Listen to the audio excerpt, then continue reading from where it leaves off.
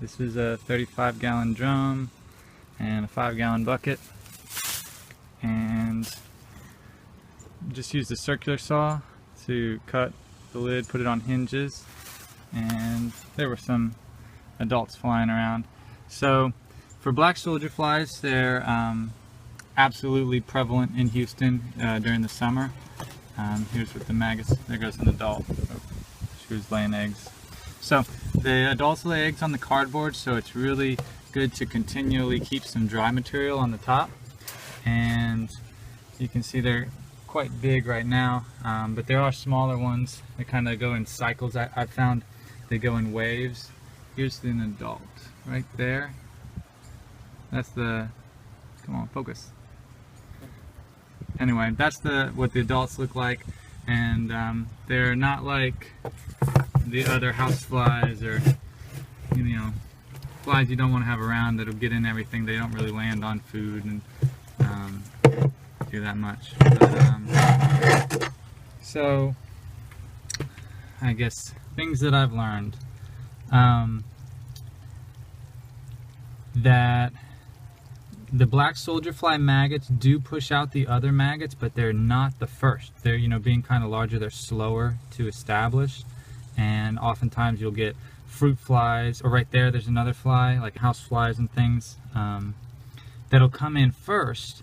And the way to give your black soldier flies the big advantage is to not start out with a lot of heavy oily stuff, starting out with fruit, starting out with grains, just anything low fat.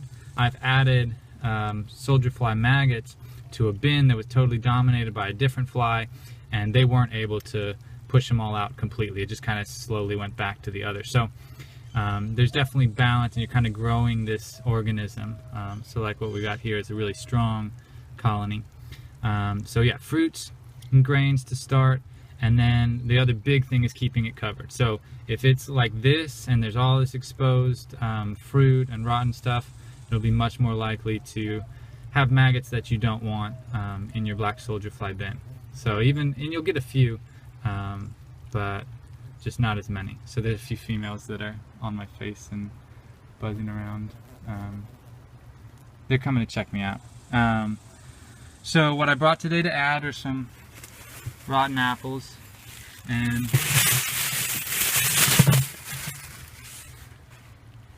one of them was totally mushy.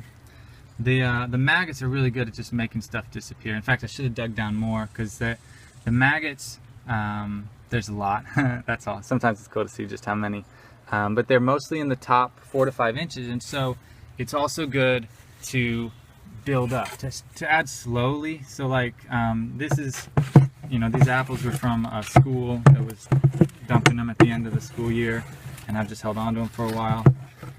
But being able to add proportionate to what your colony is, or how big your colony is real important, because if you just dump all at once, then you're definitely more likely to get the others going. And there's another female on the pitchfork. So I'm going to add some cardboard. They'll tear apart the apples and everything. Let's see, anything you can observe. There's a lot of eggplant and squash. They don't necessarily need really high calorie stuff.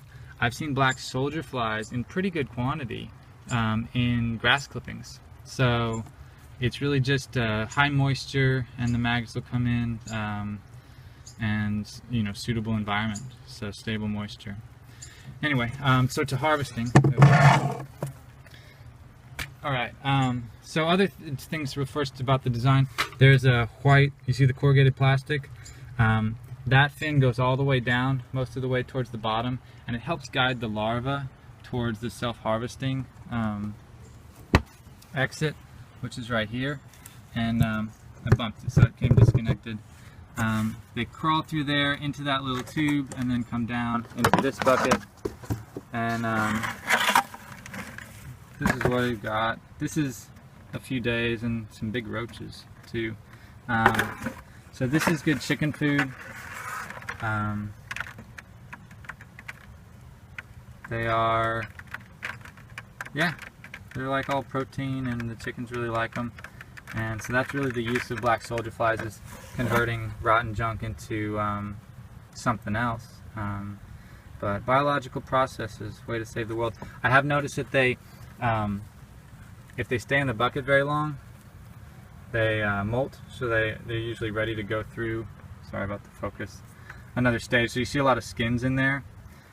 So there's probably some way, if you're doing it industrially, that they not only self-harvest but self-clean in a way, in a sense. But yeah, I just figured I'd make a video today. I'm about to take these over to a friend. There are holes in the bottom, so you got a lot of liquids with like apples and things. So it is good to have a bucket that will drain. I shoot for a 45-degree angle. It's probably, that's as steep as you'd want to go, but that gives you the most volume for your bucket. And this is definitely way oversized for a family. I have to get, you know, big inputs from a friend just to keep it going. A 5-gallon bucket of a similar design would be totally appropriate. It is a little bit less stable, like environment-wise, as you get smaller and smaller, so you have to be a little better at routine feeding and that kind of stuff. But you could totally do it in a 5-gallon bucket. And yeah, ferment a little bit of grain and then you'll totally catch them. They are really prevalent in the summer in the warm weather, and then they slow down, so you won't be getting eggs in the winter here in Houston, but the maggots will absolutely overwinter. I did this last winter, and I just kept some in a bucket, fed them a little bit lighter, but still fed them, and they went through the winter just fine. They never crawled out. So they kind of slow down and stay in the larva stage, or, you know, bury underground and pupa stage. There just aren't adults flying around in our winter, but you could totally keep a bin going into the next year. And yeah, it really just it picks up when it's warm. So warm weather, there's another adult. And yeah, experiment with black soldier flies.